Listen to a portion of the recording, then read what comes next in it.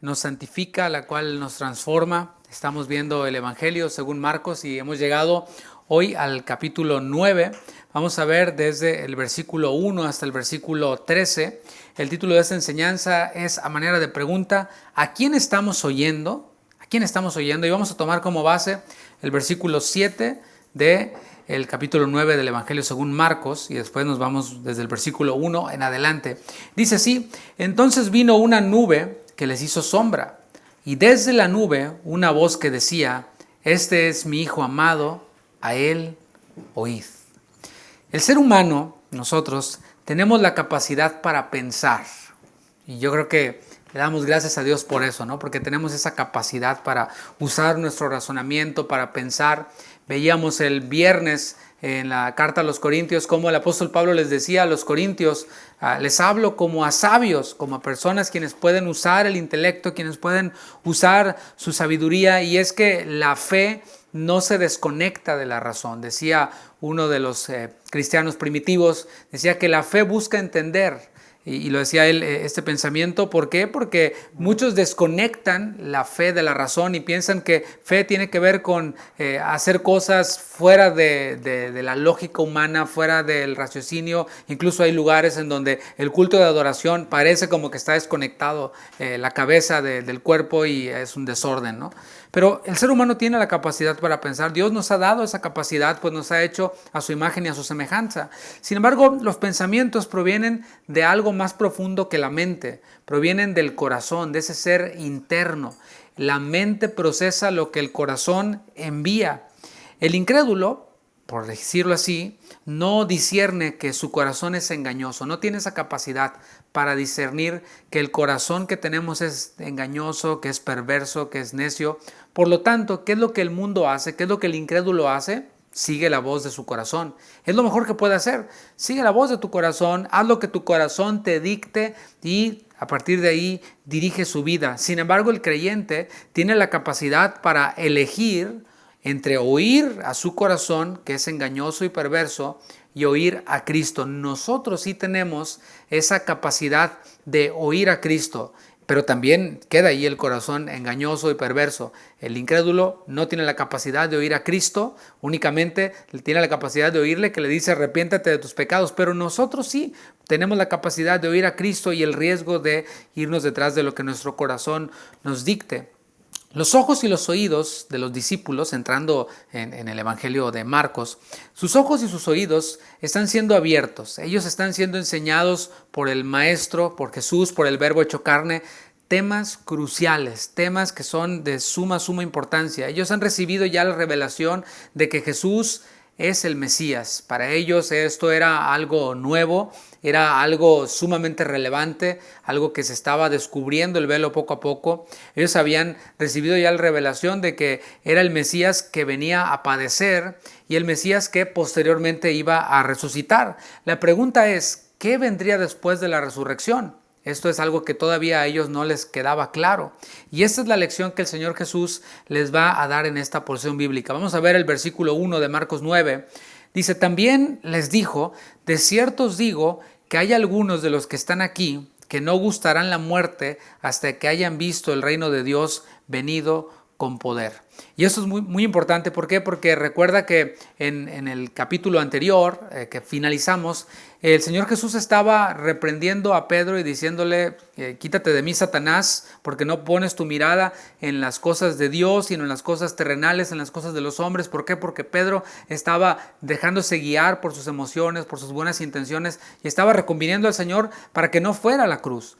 Así que el Señor hace esta reprensión delante de todos y les dice claramente: todo aquel quien no se niega a sí mismo, quien no toma su cruz y no va en pos de mí, no puede ser mi discípulo. Entonces, después de esto es que se presenta este asunto y Jesús les dice a los 12 discípulos: también les digo, de cierto os digo que hay algunos de los que están aquí que no gustarán la muerte hasta que hayan visto el reino de Dios venido con poder. Ahora, es incorrecto interpretar aquí el reino de Dios como la segunda venida de Cristo. Esto es importante porque hay algunos quienes interpretan esto como la segunda venida de Cristo. ¿Cuál es el resultado de esa interpretación? Mucha confusión para muchos. ¿Por qué? Porque si tú usas tu lógica sin utilizar la fe y sin interpretar correctamente, de acuerdo a todo el contexto, vas a decir, bueno, pues todos ellos murieron y Cristo todavía no viene, la segunda venida todavía no llega. Entonces, ¿a qué se refiere?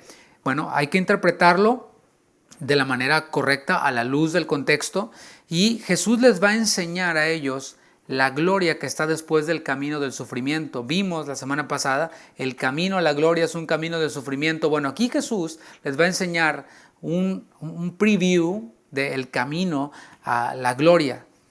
Lo va a hacer de una forma visual, tal y como lo ha venido haciendo. ¿Te acuerdas? El Señor hizo un milagro con un ciego en Betsaida, al cual sanó en 2 etapas. ¿Por qué? Porque en ese milagro el Señor les estaba enseñando. Ustedes están aprendiendo una parte, pero aprenderán la otra parte. Y esto es lo que ha estado haciendo el Señor en esta manera espectacular de enseñarles, ¿no? Y solo algunos de los 12, según el texto, recibirían esta lección de lo que está después del camino del sufrimiento, de esta gloria. Solo algunos de los 12 lo van a recibir. Y vemos de quién se trata en el versículo 2. 6 días después de que les dijo esto, tomó a Pedro, a Jacobo y a Juan. Bueno, esta lección se las dio, como dije, a algunos de los 12, no a todos. Eran Pedro, Jacobo y Juan. Y el Señor los escogió, los eligió conforme a su presciencia. ¿Qué es la presciencia de Dios? Lo digo rápidamente porque no es nuestro tema, pero es importante que lo tengamos en mente. Presciencia es el conocimiento previo que Dios tiene de todas las cosas. Recuerda que Dios no habita en el tiempo, no habita en el espacio como nosotros. Presciencia es algo para que nosotros podamos explicar cómo Dios conoce todas las cosas. Por supuesto que Dios y Jesús, como en su deidad, en su divinidad, conocía qué es lo que iba a pasar con Pedro, con Jacobo y con Juan. El Señor Jesús sabía que Pedro sería quien más adelante abriría el reino de Dios a los judíos, a los samaritanos, a los gentiles. El Señor Jesús sabía que Pedro más adelante moriría crucificado de cabeza por Cristo. El Señor Jesús sabía que Jacobo sería el primer mártir de la iglesia, lo que para nosotros es Hechos 12:2. Jesús ya lo había visto, Jesús ya sabía que esto iba a ocurrir. El Señor Jesús sabía que Juan, el discípulo amado, también recibiría la revelación del Apocalipsis y sería el discípulo que moriría más viejo en la isla de Patmos. El Señor Jesús conocía todo esto. Ahora, si nosotros nos preguntamos por qué el Señor específicamente eligió a estos 3 discípulos, pues no hay una explicación bíblica para responder a esta pregunta. El Señor no necesita darla tampoco, ninguna explicación. ¿Por qué? Porque Él es soberano y Él elige a quien Él quiere para la misión que Él tenga en su plan, y a Él le plació elegir a estos 3 discípulos de entre los demás. ¿Por qué? ¿Por qué a 3? Porque en el Antiguo Testamento vemos que toda situación debía de ser atestiguada por 2 o 3 testigos.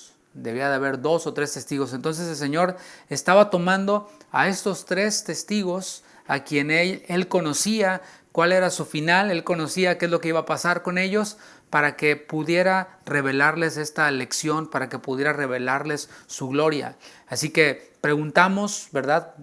Esta pregunta que hice, ¿por qué estos 3? Bueno, no lo sabemos, pero sí sabemos que no eligió a Judas, ¿no? Eso sí, eso seguro, no tomaría a Jesús a Judas como testigo en un asunto como este, ¿no? Dice el texto más adelante, y los llevó aparte solos a un monte alto. Y esto lo ha venido recalcando Marcos, cómo llevó al sordo tartamudo a solas, cómo llevó al ciego a solas, y aquí está tomando aparte solos a estos discípulos. Y es que la vida cristiana, aunque se disfruta en comunidad, porque estaba Jesús con los 12, era algo comunitario, pero aunque la vida cristiana se disfruta en comunidad, fluye esa comunidad desde una comunión y una relación íntima y personal con el Señor. El Señor desea tener intimidad con nosotros, desea pasar tiempo a solas con nosotros, esas solas en donde el Señor nos habla en su palabra, esas olas en donde el Señor o al Señor nosotros le hablamos en la oración. Ese tiempo, mis hermanos, no debe de ser sustituido por absolutamente nada. A veces nosotros pensamos, bueno, hoy voy a la iglesia, hoy no tengo tiempo con el Señor porque ahí voy a tenerlo en la iglesia. Bueno, no estoy diciendo que vas a perder la salvación, ni que te vas a meter en problemas o que te vas a ir al infierno, ni nada, pero Tenemos ese privilegio de entrar a su presencia a solas y el Señor desea pasar tiempo a solas con nosotros.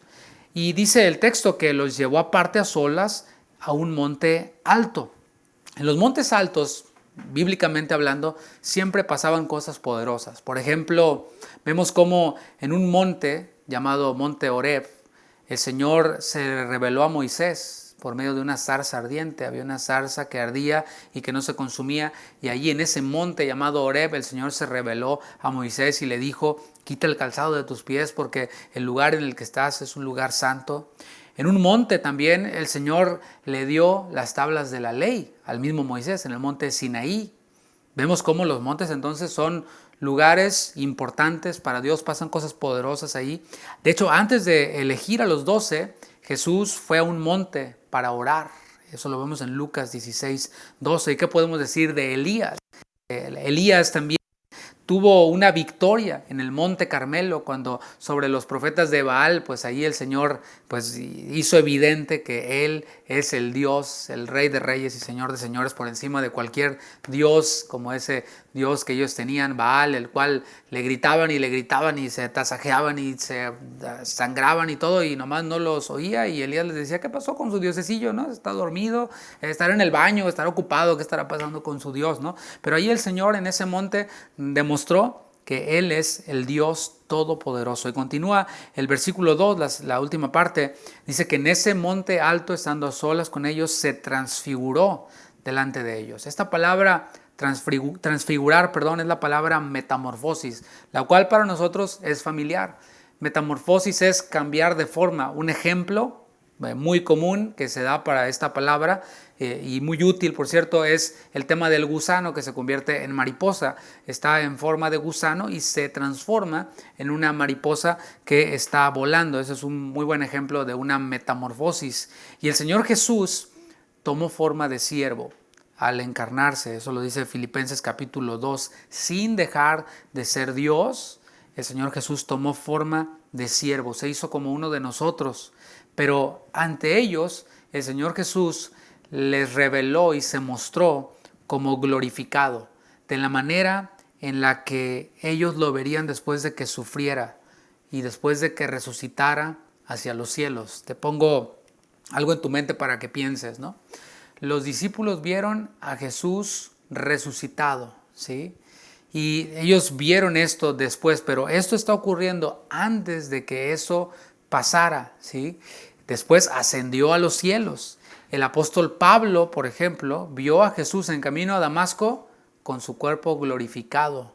Entonces, esto es algo para que nos pongamos a pensar. Aquí el Señor les está dando un preview. Esto es lo que está después del sufrimiento, lo cual nos trae una enseñanza y una aplicación a nosotros. Piensa en por qué estás pasando, por enfermedad, por crisis, por problemas familiares, etcétera.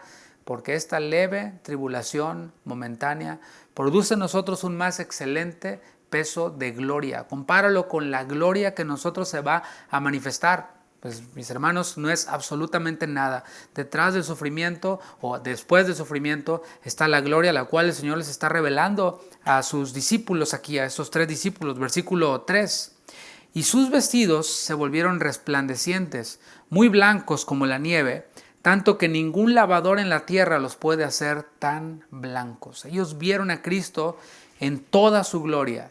Gloria, la palabra gloria aquí en el griego es la palabra, en el hebreo, es la palabra kabod, que significa brillantez. En el griego es la palabra doxa y significa eso precisamente, brillantez. Ellos estaban viendo lo que Jesús les había prometido en los primeros versículos. Estaban viendo el reino de Dios venido con poder. En aquel monte el reino de Dios vino con poder y se reveló a ellos. En el paralelo, que es el Evangelio de Mateo, capítulo 17, versículo 2, Mateo añade que el rostro del Señor brilló como el sol. Trata de ver el sol, ¿verdad? Directamente y nomás investiga qué pasa, ¿no? Bueno, esto fue lo que ellos vieron y es como Marcos trata de describirlo. Los vestidos se volvieron resplandecientes, blancos como la nieve, tanto que ningún lavador en la tierra los puede hacer tan blancos. Mateo dice que su rostro resplandeció como el sol. Y sabes algo, ni la descripción de Marcos ni la descripción de Mateos van a hacerle justicia a lo que ellos realmente vieron. Era algo inexplicable. En Éxodo 33:18, Moisés le dijo al Señor: te ruego que me muestres tu gloria. Y esto lo mencionaba un poquito el domingo así de paso, ¿no? Eso fue lo que Moisés anhelaba. Te ruego que me muestres tu gloria. Y ciertamente la vio. Él no le pidió entrar a la tierra prometida. Él le pidió ver su gloria y ciertamente la vio y la va a ver. Vamos a ver más adelante aquí, ¿no? Y el Señor le dijo a Moisés ante esta petición: no me verá hombre y vivirá. ¿Qué te parece? No hay hombre quien pueda ver a Dios y pueda estar vivo. Esto nos trae una respuesta para aquellos quienes, no sé si cenan muchos tacos, muchos tamales o pozole de noche. No es recomendable, y las visiones que puedas tener después de un pozole nocturno pues no son así como que muy confiables, porque hay quienes dicen que vieron a Dios. No, pues van al infierno, van al cielo. No, hombre, se aventan unos tours tremendos, ven a Dios, pues ven al Michael Jackson muerto, y bueno, un tipo de cosas que pues no sé si es el pozole o fumaron algo, se tomaron algo, se inyectaron algo, qué sé yo. Pero el Señor claramente dijo: no me verá hombre y vivirá. Hay algunos quienes dicen: no, sí, estaba yo tranquilo afeitándome y el Señor me habló y me dijo, oye, fulanito, no, quiero que hagas esto. Ah, sí, Señor, ¿qué más? ¿No? Pero vemos aquí: no me verá hombre y vivirá. Pero el Señor está mostrándoles a ellos su gloria en Jesucristo. Fíjate lo que dice Juan 1:14. Este mismo Juan, quien estuvo allí en ese monte de la transfiguración. Juan 1:14 dice: y aquel verbo fue hecho carne y habitó entre nosotros. Y vimos su gloria, gloria como del unigénito del Padre, lleno de gracia y de verdad. ¿Qué te parece? El Señor dijo: no me verá hombre y vivirá, pero envió a su Hijo, quien es el resplandor de la gloria de Dios en toda su brillantez. Ellos pudieron verlo, y obviamente no fue algo así como que, sí, qué bonito, qué padre, como muchos quienes dicen que ven a Dios, etcétera. No, cada vez que alguien tuvo un encuentro con Dios en cualquiera de sus manifestaciones, sea Moisés, sea Isaías, siempre dijeron: ay de mí. Siempre cayeron de rodillas, no quedaron igual y tal y como estaban. Continuamos en el versículo 4 de Marcos 9. Después de que el Señor se revela a ellos en toda su gloria, imagínate, y les apareció Elías con Moisés, que hablaban con Jesús. ¿Qué escena nos da Marcos en este versículo 4? Recuerda que Juan Marcos fue discípulo del apóstol Pedro. Entonces, esto lo recibió precisamente Juan Marcos del apóstol Pedro. Esto fue lo que yo vi, Marcos, anótale. Esto es de lo que yo estoy testificando y nos quedó a nosotros, ¿no? La aparición de esos dos personajes, tanto Elías como Moisés, tienen una profunda enseñanza. Acuérdate, esto es algo didáctico para ellos. El Señor les está enseñando algo y nos está enseñando algo a nosotros. Lo primero a destacar es que en ellos podemos comprobar, tanto en Elías como en Moisés, que no estamos limitados a esta tierra. ¿Qué te parece? Y esto es algo rápido que digo, pero es muy profundo. ¿Por qué? Porque aunque lo sabemos y lo repetimos, no, es que no somos de esta tierra, somos peregrinos y extranjeros, nos arraigamos tanto en las cosas de esta vida, nos dejamos arrastrar tanto por el estrés, por las cosas que ocurren y que pasan y que el coronavirus, mis hermanos, esto se va a quemar, todo esto aquí se va a quedar. El hígado que estás dejando ahí en la oficina, en el trabajo, con tu pariente con el que no te hablas, todo eso aquí se va a quedar. Eso por lo que te estás endeudando, por lo que estás tratando de conseguir y perseguir, todo eso aquí se va a quedar. Nosotros no estamos limitados a esta tierra. El incrédulo piensa así. Le decía yo a mi esposa, como a manera de paréntesis, y antes de irnos a hablar acerca de Elías y de Moisés, le decía yo que escuché hace poco a alguien incrédulo quien tuvo una situación en la cual estuvo entre la vida y la muerte. Y dices tú, wow, ¿no? O sea, eso está tremendo. Es una oportunidad para que alguien vuelva sus ojos a Dios y diga, ¿sabes qué? Me di cuenta de que mi vida puede acabar en un instante y tengo que recapacitar y voltear mi mirada a Dios. Bueno, esta persona no dijo eso. Lo que dijo esta persona después de haber estado debatiendo entre la vida y la muerte, dijo, me di cuenta que la vida es tan corta y yo la estaba desperdiciando. ¿Sabes qué? Le voy a dar vuelo a la hilacha porque la vida es una y hay que vivirla. Me voy a poner todas las borracheras que pueda, me voy a meter todo lo que pueda de drogas, voy a ser promiscuo sexualmente. No me voy a limitar porque la vida es una y hay que vivirla. ¿Qué te parece? Bueno, nosotros como creyentes no pensamos así. Nosotros como creyentes pensamos que no estamos limitados a esta tierra. Y ¿sabes algo? Los que no crean esto, cuando se mueran, van a comprobar que estaban equivocados. Volviendo con Elías y con Moisés. Elías no fue limitado a esta tierra. Él fue arrebatado. En Segunda de Reyes, capítulo 2, vemos que Elías desapareció. Se lo llevó el Señor. Y eso tipifica que nosotros también seremos arrebatados de la misma manera, ¿no? Moisés murió. ¿Te acuerdas? No entró a la tierra prometida porque golpeó la roca 2 veces. El Señor le dijo, mira la tierra de lejos, no vas a entrar. Murió Moisés. ¿Y qué ocurrió con el cuerpo de Moisés? Bueno, el Señor se lo llevó. ¿Por qué? Porque de todos aquellos quienes murmuraban de él y que no, que Moisés, ¿por qué no sacaste? Ya muerto lo iban a querer hacer acá como si fuera santo, ¿no? Iban a querer adorar el cuerpo o los restos de Moisés. Así que el Señor dijo, para evitar esas cosas, ya se hicieron un becerro, ahora van a querer hacerse un Moisés. Así que bye, se lo llevó. En Judas 1:9 vemos que el Señor se llevó el cuerpo de Moisés para que no fuera adorado por hombres, ¿no? Ambos personajes, tanto Elías como Moisés, están ahora viendo a Jesús y están hablando con él. ¿Qué te parece? La promesa cumplida de Dios. Te ruego que me dejes ver tu gloria, le dijo Moisés a Dios. Y Dios le mostró, ¿no? Parte de, pero ahora le está mostrando a Jesús, quien es el resplandor de su gloria. La pregunta es, ¿qué anhelamos nosotros? Moisés anhelaba ver la gloria de Dios. La pregunta es, ¿qué anhelamos nosotros? Y no, pues cada uno podemos responder ahora, ¿no? ¿Qué anhelamos? Irme a unas vacaciones a Grecia quizás. Analicemos nuestros sueños, ¿no? Y no está mal que tengamos proyectos, que tengamos deseos, pero ¿cuál es nuestro más grande anhelo? ¿Acaso nosotros anhelamos ver la gloria de Dios en Jesucristo? ¿Es lo que nosotros anhelamos? Cantamos a veces aquí, ¿no? Te veré en la hermosura de tu santidad. ¿Eso es realmente nuestro anhelo, nuestro deseo?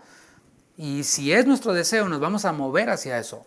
Vamos a tomar decisiones que contribuyan a eso. Vamos a tomar decisiones que no estorben a ese propósito. Cantábamos hace rato, tu gloria tan hermosa, tu gloria en mí, yo quiero ver. ¿En serio?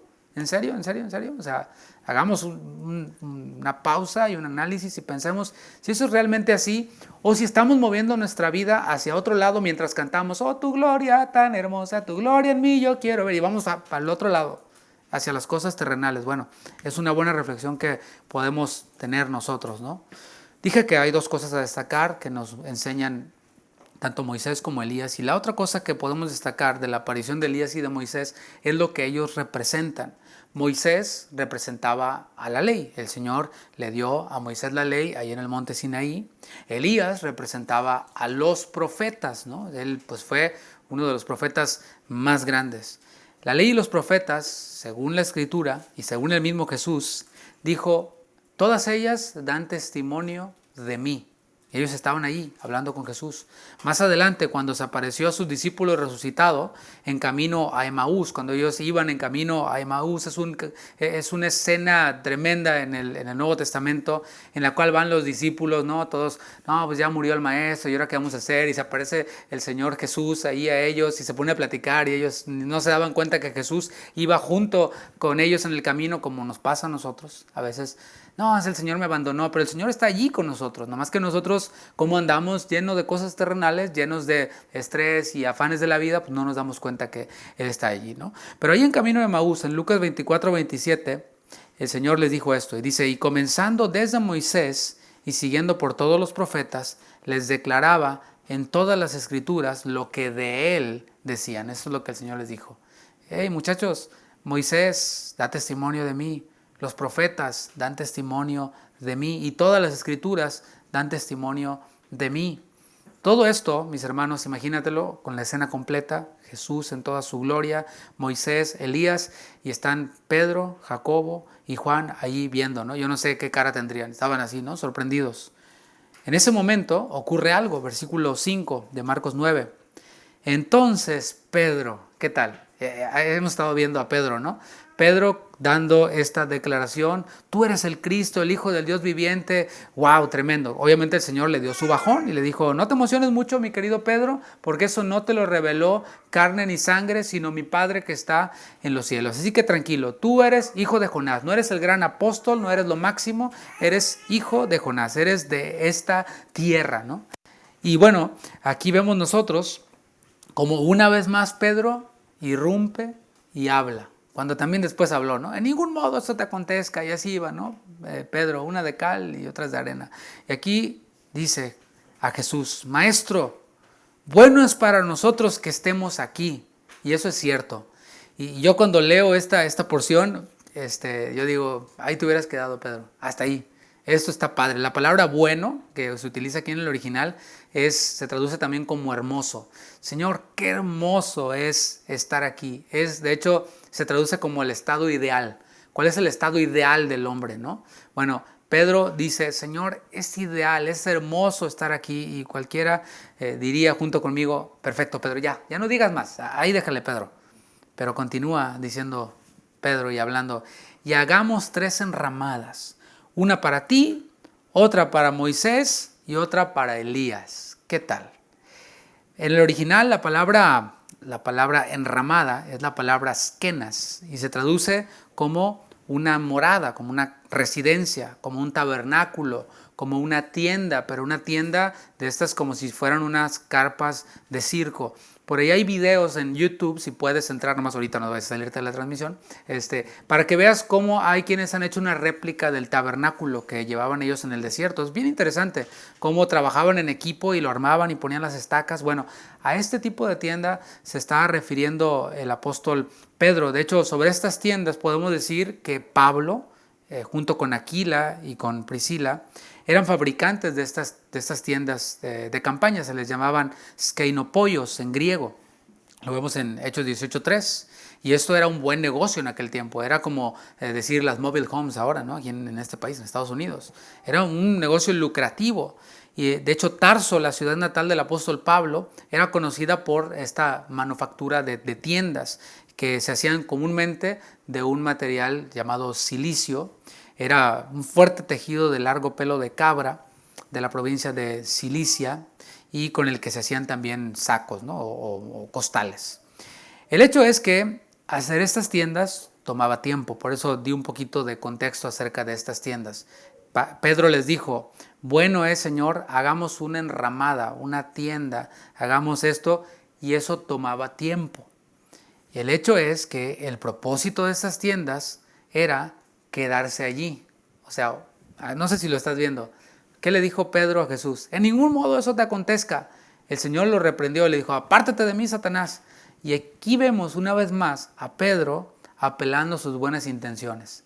Bueno, es inevitable, pero vamos a estirarlo lo más que se pueda, ¿no? Vamos a hacer que tarde mucho tiempo en lo que hacemos las enramadas, y ya que están listas las enramadas, pues para que Elías y Moisés estén cómodos. Y también estaba reflejando aquí un poquito así como que pues las enramadas para ustedes y nosotros nos quedamos acá afuera viendo, ¿no? Y está tomando esta iniciativa de hacer un plan que no es malo en sí mismo, es bueno, pero que le desvía una vez más del plan de Dios. Una vez más estaba tratando de evadir o de prolongar el sufrimiento de Jesús, o sea, de prolongar la llegada del sufrimiento de Jesús, pero acuérdate también que Jesús dijo que ellos también iban a sufrir. O sea, él dijo, yo soy el Mesías que va a sufrir y si quieren ser mis discípulos, síganme al sufrimiento. Entonces, pues ahora le añadía más presión a Pedro, ¿no? Así que este proyecto piadoso que tenía Pedro, pues una vez más estaba desviándole del propósito que el Señor tenía. Y cuando yo estudiaba esto, venía a mi mente una escena así como que Pedro platicándole esto a Juan Marcos, quizás un poco sonrojado, ¿no? Y diciéndole, no, pues fíjate Juan Marcos que esto pasó, ¿no? Estaba yo allí y pues dice el versículo 6, porque no sabía lo que hablaba. pues estaban espantados, es lo que dice Juan Marcos, pero seguramente Pedro le dijo eso a Juan Marcos, ¿no? Le dijo, ¿sabes qué? Juan Marcos, la regué horrible. Empecé a hablar y nomás hablé por hablar, no sabía lo que estaba hablando, yo estaba muy espantado, estaba muy asombrado por lo que estaba viendo y hablé nomás por hablar, la verdad, como nos pasa así a nosotros, ¿no? Y cuando nos pasa esto no quiere decir que no seamos salvos, no quiere decir que estemos endemoniados, simplemente somos ignorantes del plan de Dios en muchas ocasiones. Últimamente estoy haciendo énfasis yo a nuestra congregación en algo que no debemos de dejar de lado, no debemos de olvidar, y es que no es que el Señor tenga un plan conmigo, ¿sí? O sea, porque Dios no gira alrededor de mí, ni el mundo gira alrededor de mí. Dios lo llena todo en todo.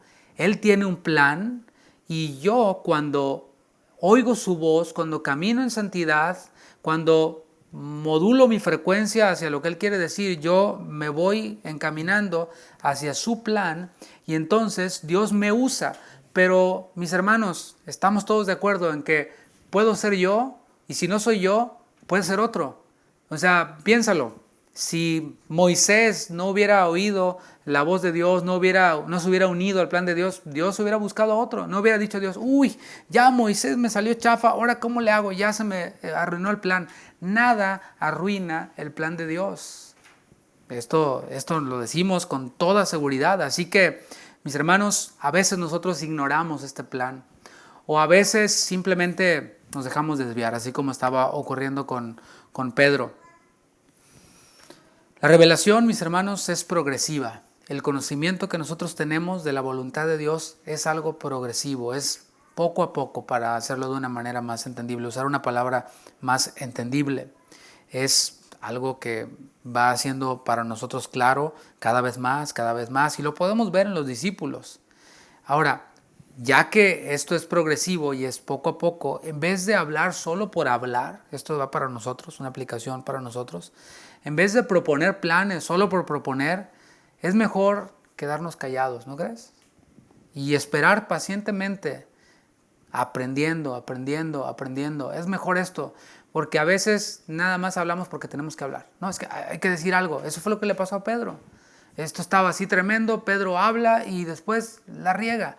Pedro, mejor te hubieras quedado ahí nomás aprendiendo y viendo y tratando de captar el mensaje que el Señor te está tratando de dar, y a veces así nos pasa. Así que mejor guardemos silencio cuando estamos todavía aprendiendo, porque hay veces que hermanos me dicen, no, pues es que yo no sé nada de la Biblia, yo ni sé leer bien, pero después quieren venir a decirnos a los líderes, al pastor, cómo hacer las cosas en la iglesia. Y se queda uno como, no acabas de decir que no entiendes bien la Biblia y ahora quieres decirnos a nosotros quienes oramos, quienes pedimos consejo, quienes, etcétera, quieres decirnos cómo hacer las cosas. Mejor, brother, limítate a aprender, limítate a seguir escuchando con todo respeto, con todo amor. No estoy diciendo que no escucharemos ninguna opinión, ninguna sugerencia, pero pues vemos aquí a Pedro hablando desde su ignorancia y cometiendo un error una vez más. Versículo 7. Entonces vino una nube que les hizo sombra. En medio de este comentario tan fuera de onda de Pedro, el Señor viene al quite, ¿no?, de Pedro. Irrumpe con una nube y el Señor muchas veces se manifestó también en nubes, lo hizo en montes, pero también lo hizo en nubes. No tengo tiempo para hablar de esto, pero es una bendición saber que aún en nuestros errores ignorantes, porque recuerda, una cosa es un error por ignorancia y otra cosa es un error deliberado. O sea, cuando yo sé las cosas, y también lo he dicho a la congregación y lo seguiré repitiendo, estar en una congregación en donde te predican versículo a versículo, en donde leemos un párrafo y explicamos y aplicamos el texto después de interpretarlo, tenemos mayor responsabilidad. Y si nosotros tenemos este conocimiento o más conocimiento y deliberadamente decidimos hacer lo que nos da la gana, ¿sabes qué? Nos espera mayor condenación. Dijo el Señor en su palabra, no os hagáis maestros muchos de vosotros sabiendo que recibiréis mayor condenación. ¿Qué nos enseña esto? Mientras más sabes, más responsabilidad tienes. Al que mucho se le da, mucho se le demanda, dice la palabra. Entonces, por otro lado, están errores que cometemos por ignorancia, así como Pedro. Yo estaba muy espantado, no sabía lo que estaba diciendo. Ok, está bien. Eso es aceptable por un tiempo, pero como le dice también el autor de la carta a los hebreos, a los cristianos hebreos, es necesario que dejemos la lechita y que vayamos avanzando. Y eso es lo que están haciendo nuestros hermanos ahorita en el Zoom, ¿no? En este discipulado que tenemos en nuestra iglesia. Que vayamos avanzando, que vayamos avanzando. No podemos quedarnos toda la vida así. Pedro no se quedó toda la vida así. Él recibió la revelación, él recibió el Espíritu Santo que nosotros tenemos y vemos a otro Pedro completamente cambiado.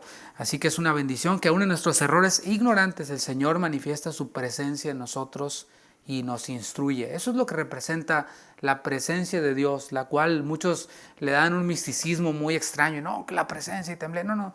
La presencia de Dios en nuestra vida es por medio del Espíritu. Y dice la palabra que nosotros tenemos la unción del Santo y no tenemos necesidad de que nadie nos enseñe, porque el Espíritu nos enseña, nos guía a Cristo. Eso es la presencia de Dios en nosotros, que nos da la capacidad de entender, de discernir, de ir aprendiendo, de ir creciendo en conocimiento, en gracia.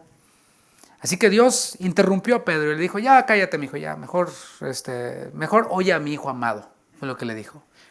Y desde la nube, una voz que decía, este es mi hijo amado, a él oíd. No oigan a Pedro, por favor, que anda pero más perdido que Adán en el Día de las Madres, ¿no? Oigan a mi hijo amado, versículo 8. Y luego, cuando miraron, no vieron más a nadie consigo, sino a Jesús solo. Mis hermanos, hay una gran enseñanza aquí, hay algo muy, muy profundo. Como Pedro, es necesario que dejemos de oír la voz de nuestro corazón. Por eso el mensaje se titula ¿a quién estamos oyendo? Por eso al principio dije que los incrédulos no pueden oír más que la voz de su corazón. No pueden seguir a nadie más que su propio corazón. Pero nosotros también podemos oír a nuestro corazón, pero también podemos oír a Jesús solo, la voz del Señor. Que dejemos de oír también a las circunstancias. ¿Qué me dicen las circunstancias? ¿Qué me dicen? ¿Qué pasa cuando te pones a pensar en las circunstancias? Ay, es que me voy a contagiar y me voy a morir. Bueno, pues si nos morimos ya veremos la gloria. Es lo que queremos, ¿no? Es lo que cantamos. Tu gloria en mí yo quiero ver. Te veré en la hermosura de tu santidad. Pero tenemos miedo y estamos todos paniqueados que me voy a contagiar y no voy a tocar eso y no voy a tocar aquello. Mis hermanos, no escuchemos la voz de las circunstancias. Dejemos de oír la voz de las noticias que están hablando tantas cosas y no, que el país se va a ir a no sé dónde y que si gana tal candidato y más en tiempos de elecciones, ¿no? Dejemos de oír la voz de las noticias, hagamos uso de nuestro derecho como ciudadanos, vayamos, votemos por quien nosotros creamos mejor.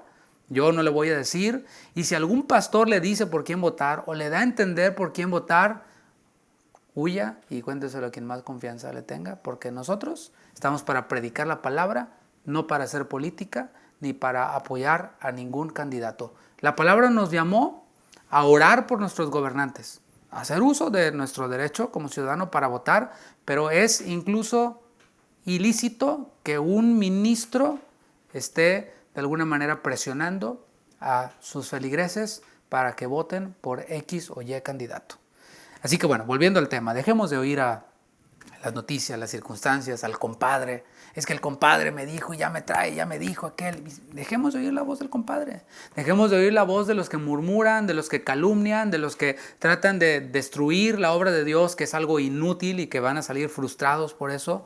Es necesario que apaguemos todas esas voces y que oigamos a Jesús. ¿Cómo oímos a Jesús? Es la pregunta. ¿Cómo lo oímos? Lo oímos en su palabra, mis hermanos. Yo no niego que el Señor pueda hablarnos de alguna manera, en alguna voz audible, en alguna visión, en algún sueño. Sí, pero tenemos la palabra profética más segura, a la cual hacemos bien en oír y dejarnos guiar como una antorcha en un lugar oscuro. Así que pues yo me inclino mejor a guiarme por la palabra, porque si me dejo guiar por estos sueños, por estas visiones, puede que le atine, pero puede que no. Así como los que mencioné hace rato, ¿no? Que las decisiones que tomemos, mis hermanos, no sean por el yo siento, es que yo deseo, es que yo creo, sino porque el Señor me dijo en su palabra. ¿Qué significa eso? Capítulo y versículo. No es que el Señor me dijo, ¿sí? ¿Y? No, pues me dijo que esta era la iglesia en la que me iba a congregar. ¿Ok? ¿Y luego?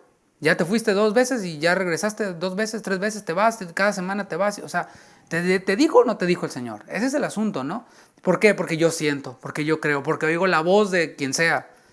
Mis hermanos, es necesario que empecemos a oír la voz del Señor y que nos dejemos guiar por Él en su palabra con capítulo y versículo.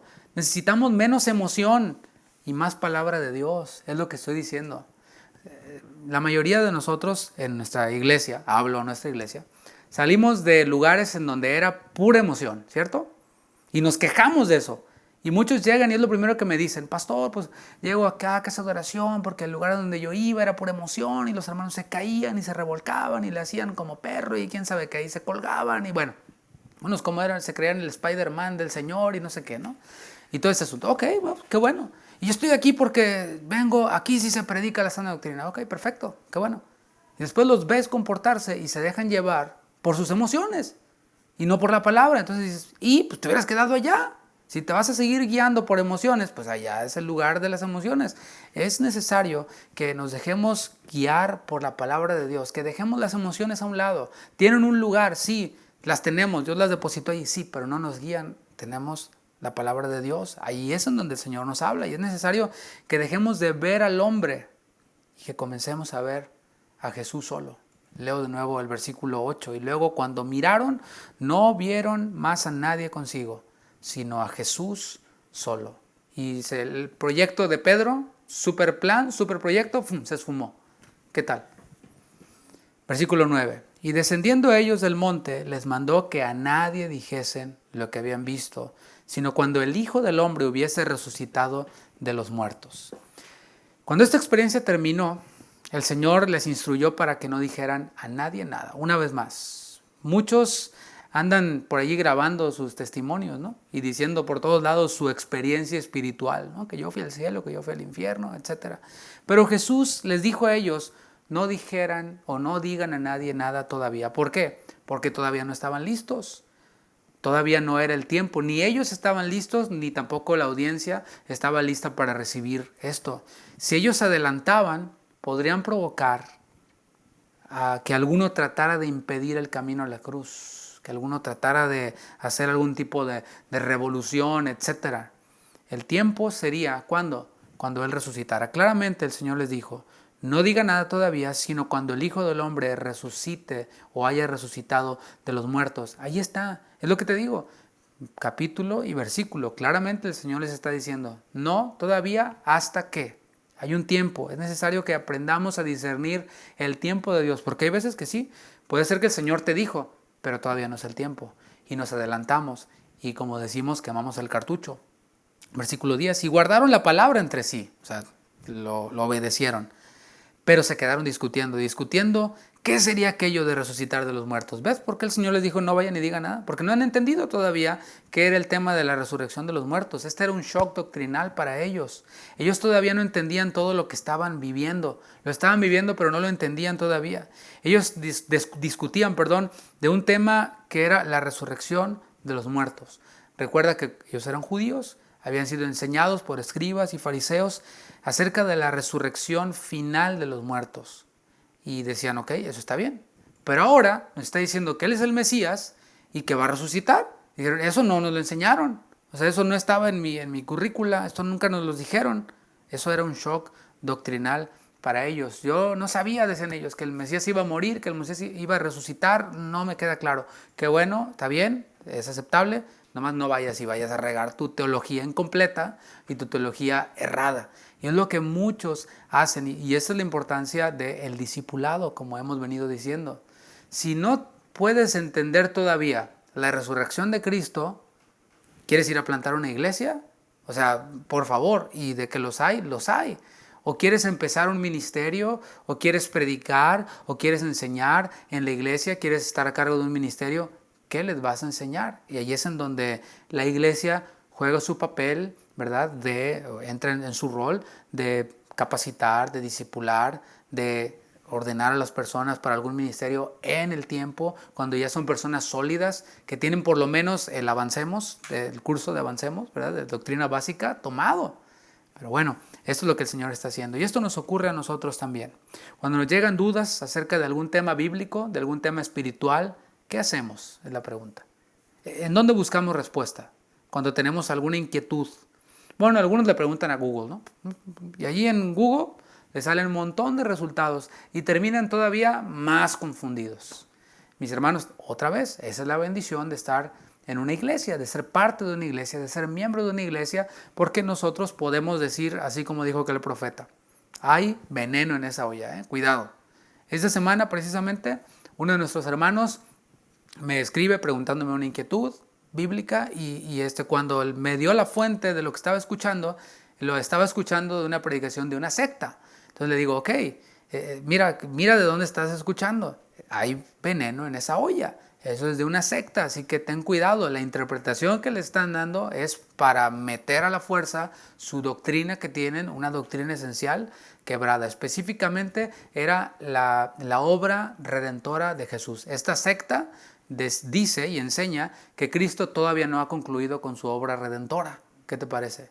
Eso es doctrina esencial y ellos la están torciendo. Así que, mis hermanos, esto sirve de advertencia para nosotros. Vayamos a fuentes confiables de enseñanza, si vamos a escuchar una predicación, si vamos a leer un libro, etcétera, porque buscarle a Google es jugar a la ruleta rusa, ¿no? Así, con darle vuelta y jalar el gatillo. Así que algunos le preguntamos a Google y terminamos más confundidos, pero es bien simple.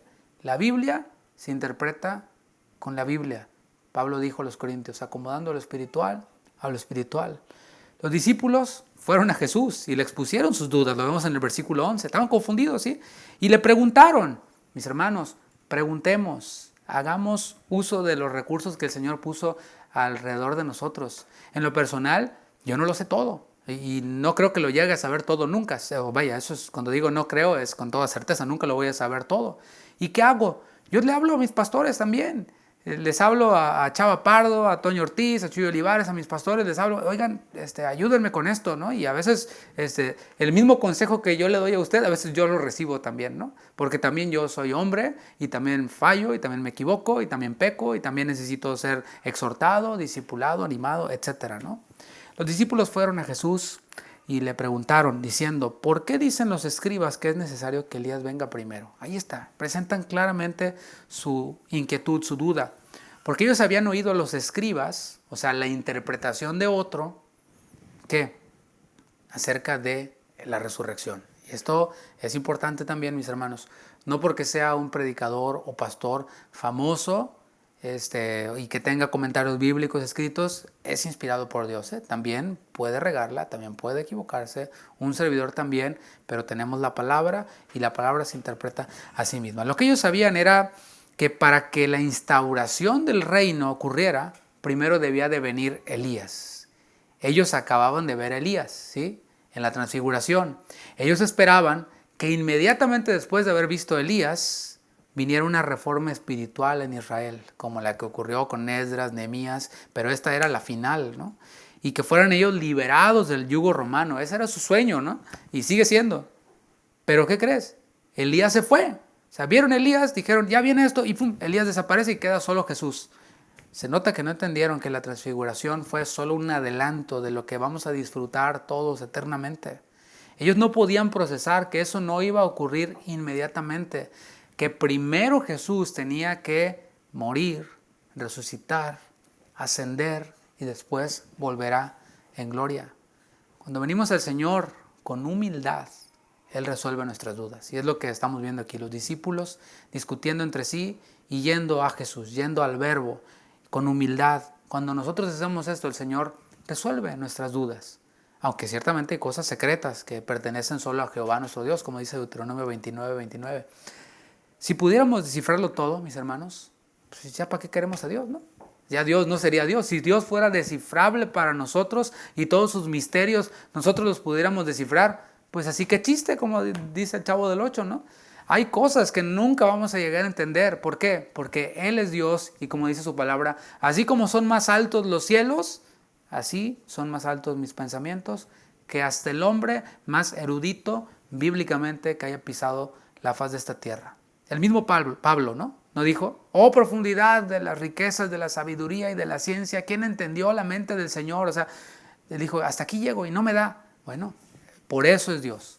Por eso es nuestro Dios. Hay quienes pueden definir a su Dios, hay quienes pueden darle forma, ponerle unos ojitos y una boquita y un peinadito y luego se les cae de la bici, ¿verdad? El santito y lo que sea. Bueno, lo necesario para la salvación, lo necesario para la santificación está ahí, a nuestro alcance. Como le decía yo hace poco a un hermano que también tenía inquietudes, cosas, ¿no? Preguntas. Y le decía, mi hermano, mira, haz de cuenta que es un árbol que tiene fruto, que nos van a dar vida y ese está al alcance de todos. O sea, lo necesario para que nosotros subsistamos está ahí al alcance de todos, hasta de un niño. Un niño lo puede entender. Así que, ¿qué es lo que debemos de hacer? Oír al Hijo, que fue lo que dijo el Señor, el Padre. Este es mi Hijo amado, a Él oíd. Versículo 12, respondiendo Él les dijo, Elías, ahí le resuelve ya su inquietud. Elías a la verdad vendrá primero y y restaurará todas las cosas. ¿Y cómo está escrito del Hijo del Hombre que padezca mucho y sea tenido en nada? Pero os digo que Elías ya vino y le hicieron todo lo que quisieron como está escrito de él. Los escribas tienen razón en cuanto a que Elías es el precursor del Mesías, es lo que les está diciendo Jesús. Pero no les enseñaron que el Mesías tenía que padecer igual que el precursor del Mesías. ¿Quién fue ese precursor? Juan el Bautista. Él vino con el espíritu y el poder de Elías, como dice Lucas 1:17. ¿Pero qué hizo el pueblo de Israel? No lo tomaron en cuenta. Murió en manos de Herodes. Ya lo vimos también esto. Para concluir, mis hermanos, el Señor desea pasar tiempo con nosotros a solas. Reitero esto que dije en un principio. ¿Para qué?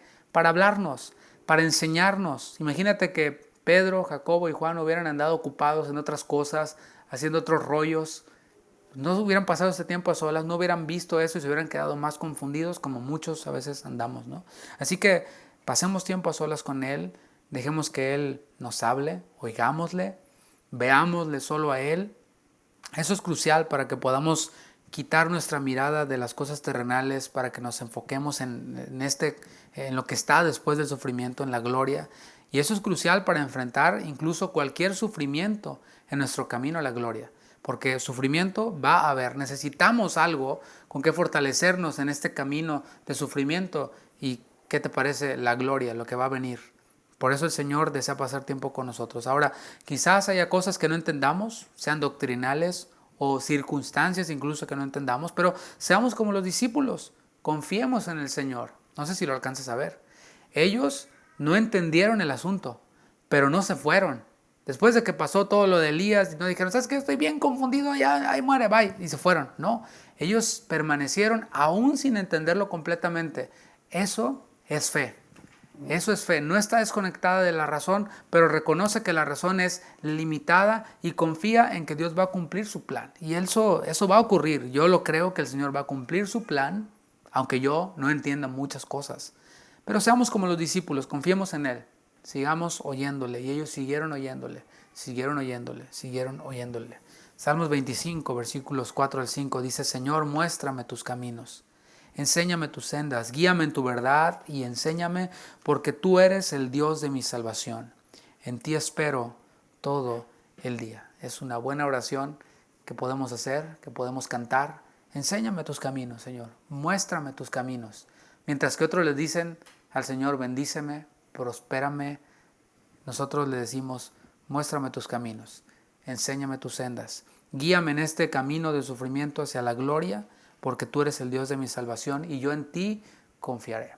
Señor, muchas gracias. Gracias porque nos permites ser expuestos a tu palabra. Aquí tú nos hablas, tú nos dejas un gran desafío de no oír nuestras emociones, nuestro corazón, sino oírte solamente a ti.